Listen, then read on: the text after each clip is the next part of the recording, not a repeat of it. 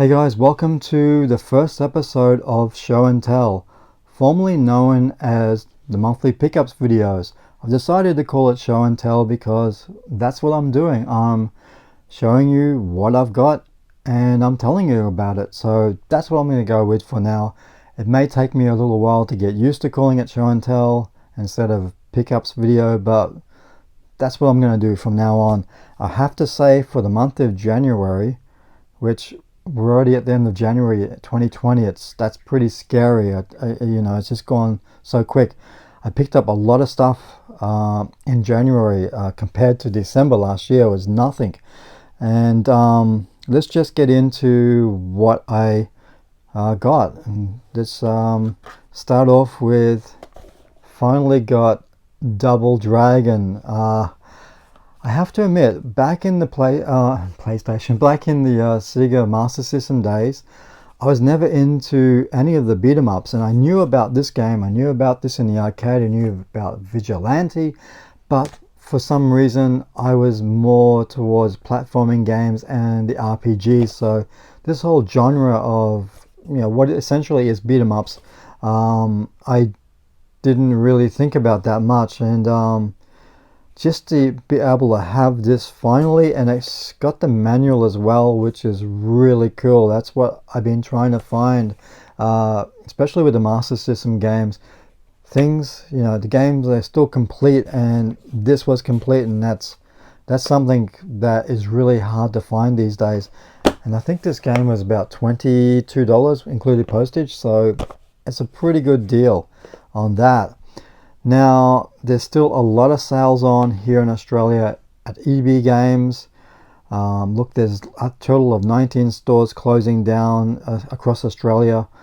I've been told by somebody that works there that it's to do with the leases of these properties are up, so they're not being renewed, but whatever. But because of the next gen systems are coming out, PlayStation 3 and Xbox 360 games, you cannot trade them in after, I think, the 2nd of February. That's it. You can't take those games there to trade them. At the moment, 4 games for $20, a lot of them, majority of them, so say $5 each. So I'm still finding European, Hong Kong and American games in my local EB game stores here in Australia. So whenever I do that, I've got to pick them up, and I've picked up 4 games for it, starting off with Gears of War 2. Now, this is the Hong Kong version. I don't know if I ever really got into this game back in the day. I know I like the first one, but yeah, I don't know. I haven't got it in the collection, so yeah, it's a bit odd not having the Gears of War series. But yeah, if I can pick them up, I will. Now, another game that I've been wanting for quite a while, and I totally forgot about it, but when I saw it for $5, I had to grab Sniper Elite. First person shooter. I guess one bullet can change history. I don't know too much about it, but I've heard a lot of good things about it. So I'm looking forward to that one, trying that one out. Now, I'm kind of divided with the Halo series. I loved Halo Reach. That's probably my all-time favorite Halo game. I didn't like the first one, but for $5 again, Halo 4, is it any good? I don't know. I loved Halo Reach, so I'm hoping it's similar to that. It looks like Master Chief is back, is he? Yeah, Master Chief returns. Oh joy, happy. I wasn't a real fan of the whole Master Chief character. I don't know why, but for some reason I was really drawn to Halo Reach. And finally I got a Dead or Alive game, Dead or Alive 4. I used to have a Dead or Alive game on the Dreamcast, which was really cool.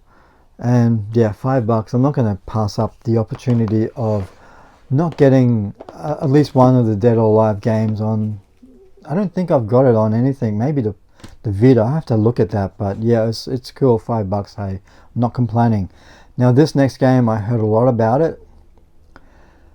I was like, yeah, right, this thing's going to run fast on the Nintendo Switch. I had my doubts, but to be honest, Doom, I don't know how they did this. I don't know. Seriously, I got Doom on the PlayStation 4. It looks a little bit better on the PlayStation 4, but for the running standing point of it running on the Wii U. It's been a long day. I'm filming late at night. On the Nintendo Switch, it's great. It runs really fast. The graphics look really crisp. I haven't really noticed any sort of slowdown with the game. It doesn't look as polished as the PlayStation 4. I know that, but for them to get this game running at the speed that it did, totally impressed me. And kind of interested in seeing the Wolfenstein games on the Switch, because it still is my preferred system of playing games. I can just play this thing anywhere I want, and that's what I like at the moment. But yeah, it totally blew me away with just how good it was. I was really surprised by that. Now, I have 2 graphic novels here. These next 6 games are from Oz Game Shop. I haven't bought a game from them since July 2019, which that's a long space of time between buying games from them. I usually buy 1 game a month, but I picked up 6 games. And let's start off with a genre that somebody who is dyslexic like myself gets these visual graphic novels, or whatever they are. I think they're visual novels.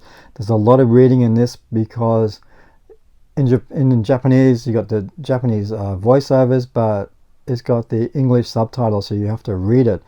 I wish I could speak Japanese so I didn't have to read it, but I'm a glutton for punishment, I guess. But I picked up 2 visual novels. The first one is My Love, I think New Love Alternative. It was only like $22 on Oz Game Shop.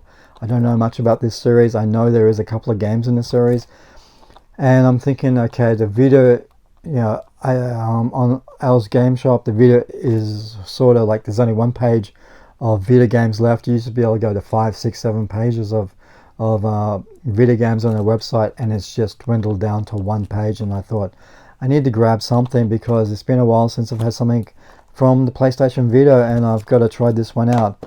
Now, this next game, Kodamari, the 7 Mysteries of Fujisawa, I think it's called, Fujisawa. Another graphic novel game, yeah. But this one's got a bit of a twist. To progress in the game, you have to do some sort of it's sort of like Tetris or Columns or Poi Poi, something like that, to progress in the game. It's interesting. I don't mind it, but it's just a real slog for somebody who's dyslexic to sit there and just read. If only it was in English voiceovers, it would be so much better for me. But I think I'm gonna stay away from the whole visual novel stuff if it's not being translated into English, as far as the voiceovers go.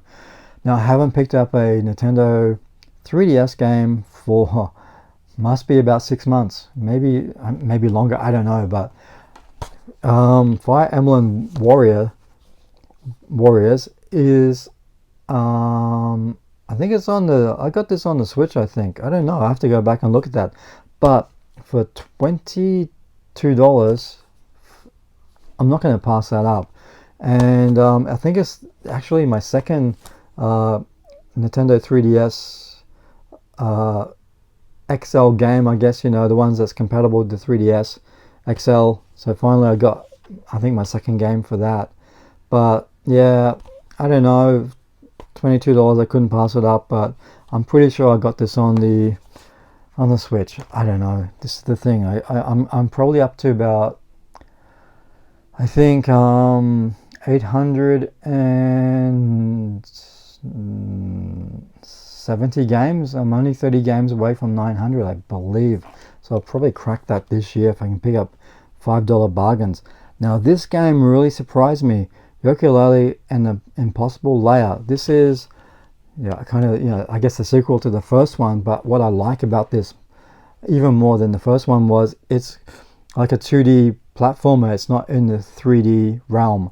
It's a 2D platformer, and I'm just loving the whole style of it. I think it works better than the 3D, what the first game was in 3D. This one feels more like maybe a Donkey Kong game because of the side-scrolling platformer that it is, and that's a really cool thing. What's interesting, this game was $26 on Oz Game Shop, right? Here in Australia, to pick this thing up, still brand new, at $69. So it, while it's sad to see some EB game stores close down, for me it's all about budget. You can walk into I think a JB Hi-Fi, you can pick it up cheaper. I know they're price match, but for me, if you're a long time subscriber, you know why I don't buy Aussie games.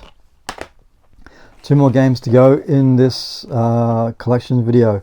Now, I've been always interested in this game on the Xbox 360, and for $6, the Bureau. I'm interested to know if it's any good. I've heard that it is a good game, but I just sort of took a chance with this one. But for $6, I'm thinking, okay, it's just $6. No big deal. And finally, I have got Kingdom Hearts 3. Now, my daughter loves watching this on YouTube.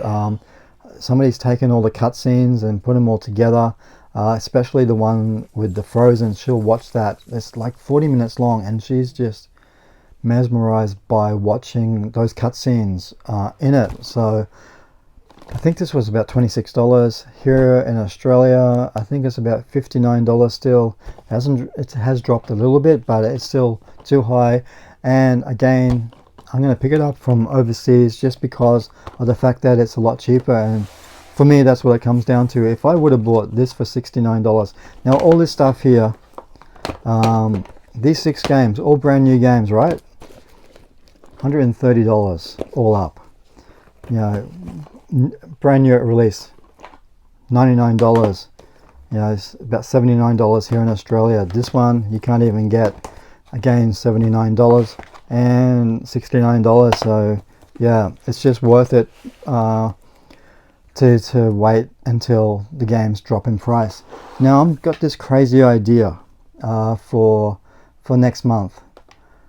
I put together this spinning wheel thing, right? This, I think you can see it, this spinning wheel, and it's going to dictate what I pick up for the next month. I just thought I would do this just to be a little bit different, and whatever's here, the majority of what's here is gaming consoles, systems. I don't know where I'm going with this, but it's been a long day. So I've got a retro game consoles in here. There's Switch, there's 360, there's PlayStation 4, PlayStation 3. So whatever it lands on, that means that at least over half of what I get for next month needs to be for that system, or maybe even more. I don't know, but let me just see if I can get this thing spinning so we can see what I'm gonna get. So you guys will see this before me, because I don't know what it's gonna be.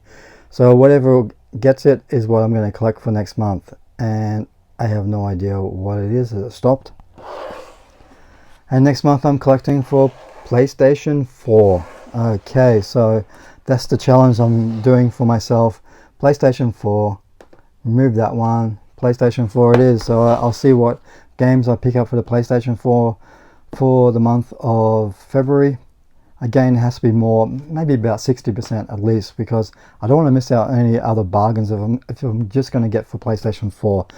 But yeah, we'll see what I can pick up. I know there's a lot of stuff on sale overseas, so yeah, this should be an easy one. I was kind of hoping it would have been in one of the retro gaming consoles, because that's in there as well. I want to, at some stage, get a retro console, Master System, Dreamcast, who knows.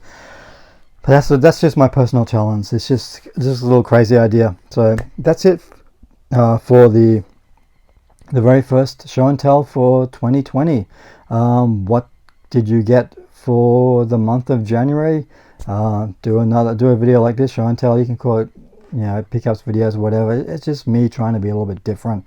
But to me, yeah, I'm showing you, I'm telling you, this is a great game. I was so totally surprised by that. But that's it. Next month I'm collecting for PlayStation 4 by the looks of it.